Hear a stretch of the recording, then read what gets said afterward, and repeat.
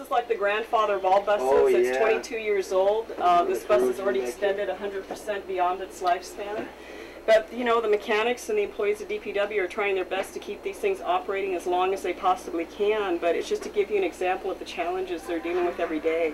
You know, to transport over 39,000 children. Of DPW's 130 buses, only 114 were up and running Thursday. According to DPW Director Joanne Brown, the bus display today has a hectic schedule. 4 trips in the morning and 4 trips in the afternoon for the northern elementary, middle, and high schools.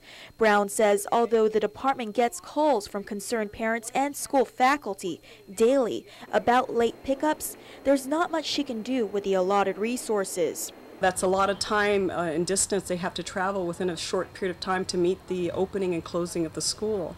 So it's not just the challenge of maintaining the existing and aging fleet that we have, but to accommodate the growth and requirements, because with additional schools also that have been added in the last few years, it's increased the routes that the department has to transport children. According to DPW Superintendent of Transportation Maintenance, Paul Cepeda, the agency's 12 mechanics are working hard to keep the ancient buses mechanically sound.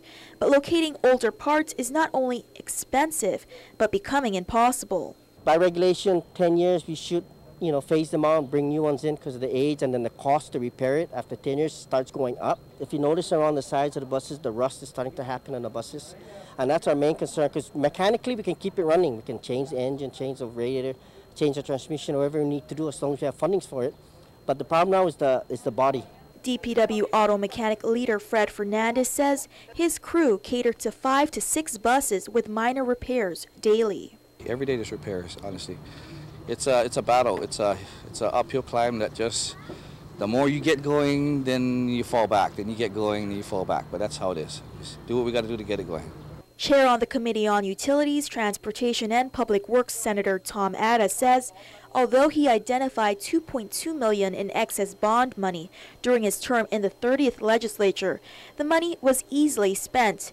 $1.2 million for repairs and restoration of 20 inoperable DPW buses, $300,000 for preventative maintenance for operating buses, $100,000 for tools and equipment to support maintenance, $100,000 for procurement to temporarily rent buses to augment the fleet, and the remaining funds to repair substations, build wooden bus shelters, and repair and mark GPD patrol cars and GFD life support vehicles. One of the things we're going to need to find is, a consistent funding source for the maintenance of the buses, and it's going to have to be new money. It's not going to be money that's shuffled from someplace else, and the solution to that may not be a popular one. Reporting for Guam's News Network, I'm Crystal Paco.